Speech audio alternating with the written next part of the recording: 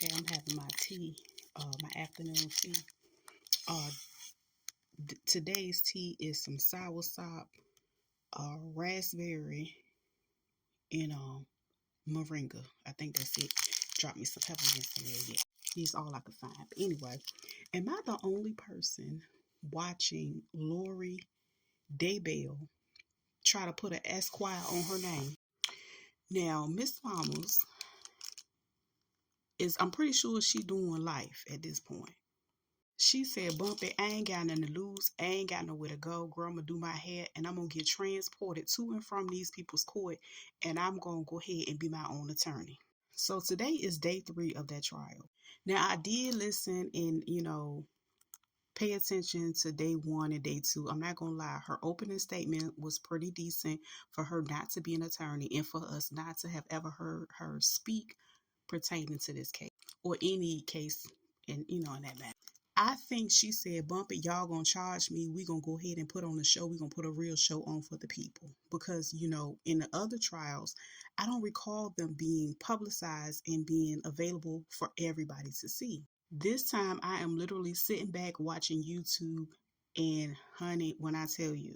So today it was a lady that was put on the stand. I don't remember her name, child. I just be into the antics. Y'all keep me in prayer. So the lady was up there and she basically talked about how she met the husband, Charles Vallow.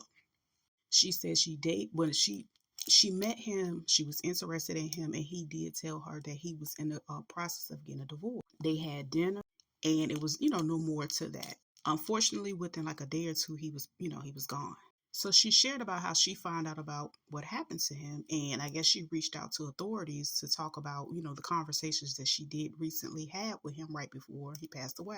So some of those conversations, according to her on the stand, entailed him talking to her about his concern for his safety, if I'm not saying, and then, a lot of money being on the table as it relates to life insurance. Why?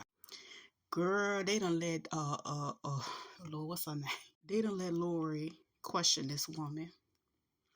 For a split second, I thought she was gonna get mad, like extra mad, because her whole demeanor shifted. It was something to see. And besides, y'all got, again, I love to watch an inmates argue pro se in court. I don't care, because it just be a different level of, it be listen, it's different. So she went on to say, basically, like, while she was questioning this lady, she was like, my husband. And I was like, girl, ain't that like he was number 4, you was on number 5. What? Anyway, I guess, I, so then it was a time where she questioned the woman. She said something about, how do you know he was,